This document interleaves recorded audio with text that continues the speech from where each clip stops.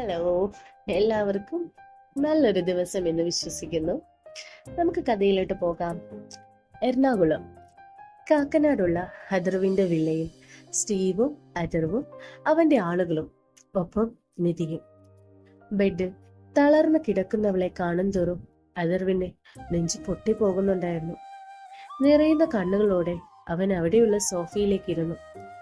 കണ്ണുകൾ അടച്ചു. ആ നിമിഷങ്ങളിൽ അവന്റെ ഉള്ളിൽ കുറച്ചു മണിക്കൂറുകൾക്ക് മുമ്പ് നടന്ന കാര്യമായിരുന്നു. പുഴയിലേക്ക് ചാടുന്ന നിധി. മറ്റൊന്നും ആലോചിക്കാതെ അവനും പുറകിലേക്ക് ചാടി. നല്ല ഒഴുക്കുണ്ടായിരുന്നു. എങ്ങനെയൊക്കെയോ അവൻ രക്ഷിച്ചു അവളെ. കരയ്ക്ക് കയറുമ്പോൾ അവൻ ശരിക്കും തളർന്നിരുന്നു. അവളുടെ അവസ്ഥയ്ക്ക് കാരണം താൻ ഒരാളാണ് എന്നത് അവനിൽ കുറ്റബോധം നിറച്ചു. ആ ഓർമ്മയിൽ അവൻ നിന്നുരുകി. പെട്ടെന്നാണ് സ്റ്റീവ് അവിടേക്ക് വരുന്നത്. അവൻ ആദിയെ കണ്ടതും പെട്ടെന്ന്, ആദി ഡ്രസ്സ് മാറും, അവൾ ഓക്കെയാണ്, ഡോക്ടർ പറഞ്ഞു, നീ വാ. സ്റ്റീവിന്റെ സൗണ്ട് കേട്ടതും അവൻ ഞെട്ടി എഴുന്നേറ്റു. അവൻ വന്നപ്പോൾ മുതൽ ആ നനഞ്ഞ വസ്ത്രത്തിൽ തന്നെയായിരുന്നു.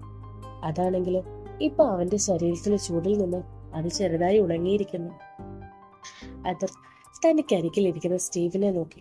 എന്നിട്ട് അവനോടായി ചോദിച്ചു, ക്ഷമിക്കണം, ഞാൻ കാരണമാണിത്.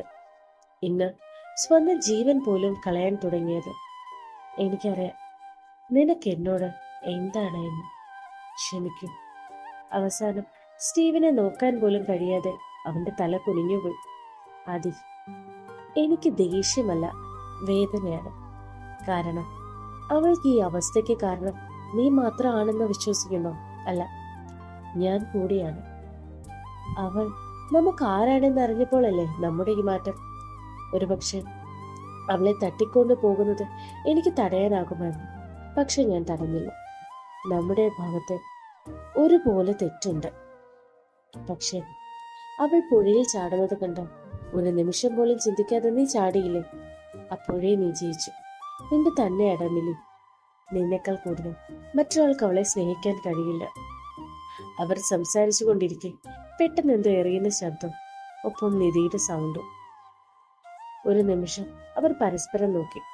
പക്ഷെ പിന്നെയും അവിടെ മിലിയുടെ അലർച്ച മുഴങ്ങി. അതോടെ ഒരു നിമിഷം പോലും പാഴാക്കാതെ അവർ അവിടേക്ക് പാഞ്ഞു. അവിടെ ചെന്നതും നിധിയുടെ അവസ്ഥ കണ്ടതും അവരുടെ ഉള്ളിൽ ഭയം നിറഞ്ഞു.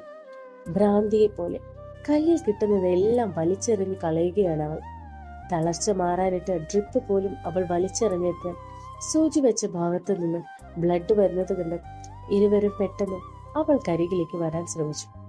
പെട്ടെന്നാണ് നിധി അഥർവിന് നേരെ ചീറിയത്. എന്നിട്ട്, നിങ്ങൾ എന്റെ അടുത്ത് വരരുത്, നിങ്ങൾ എന്റെ അടുത്ത് വരരുത്, വന്നാൽ ഭ്രാന്തിയെ പോലെ ഉള്ള അവളുടെ വാക്കിൽ ആദി പിടിച്ചു കെട്ടിയതുപോലെ നിന്നു. അപ്പോഴേക്കും സ്റ്റീവ് അവൾക്ക് അരികിലേക്ക് വന്ന് ഫസ്റ്റ് എയ്ഡ് ബോക്സ് എടുത്ത് അവളുടെ കയ്യിൽ എടുത്തു. എന്നാൽ വാശിയോടെ നിധി അത് തട്ടിയെറിഞ്ഞു. എന്നിട്ട്, നിങ്ങൾ ആരാ? എന്നോട് അധികാരം കാണിക്കാൻ നിങ്ങൾക്ക് എന്താണ് അവകാശം? എന്നെ രക്ഷിക്കാൻ നിങ്ങൾ ആരാ? എന്തിനു വേണ്ടിയാ? അലർച്ചയോടെ പറയുന്നുണ്ടെങ്കിലും അവൾക്കത് മുഴുവൻ പറയാൻ കഴിയാതെ കുനിഞ്ഞിരുന്നവൾ കരഞ്ഞു. സ്റ്റീവും നിറ കണ്ണുകളോടെ അത് നോക്കി. എന്നിട്ട് അവൾ കരികിൽ നിന്ന് എഴുന്നേറ്റ് പുറത്തേക്ക് പോയി. നിമിഷങ്ങൾക്കുള്ളിൽ തിരിച്ചു വരികയും ചെയ്തു. ഒപ്പം കയ്യിലൊരു ഫയലായിരുന്നു. ആ ഫയൽ അവളുടെ മുന്നിൽ കൊണ്ടുവന്ന് ഒരു നിമിഷം നിന്നു. എന്നിട്ട് അവൾ കരികിലായി മുട്ടുകുത്തിയിരുന്നു. ശേഷം അവളുടെ നേരെ ചില രേഖകൾ നീട്ടി. ആദ്യമൊന്ന് അവൾ സംശയിച്ചുവെങ്കിലും പിന്നീട് അത് വാങ്ങി. എന്നിട്ട് ആ രേഖകളിലേക്ക് കണ്ണുകൾ ഓടിച്ചു. അതിലെ ഓരോ കാര്യങ്ങൾ കാണും തോറും അത്ഭുതത്തിൽ അവളുടെ കണ്ണുകൾ വിടർന്നു. ഒപ്പം തന്നെ അവിടെ സംശയം നിറഞ്ഞു. എന്നാൽ സ്റ്റീവ് അത് കണ്ടില്ല. പക്ഷെ അവരെ നോക്കി നിന്ന അഥർവിന്റെ കണ്ണുകൾ അവളുടെ കണ്ണുകളിലെ മാറ്റം കണ്ടിരുന്നു.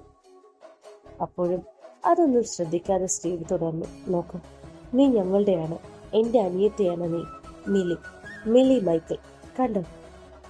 അവന്റെ വാക്കുകൾ കേട്ട് അവൾ പിന്നെയും കയ്യിലെ പേപ്പറുകളിലേക്ക് നോക്കി. സ്റ്റീവ് അവളെ പലതും കാണിക്കുന്നുണ്ടായിരുന്നു.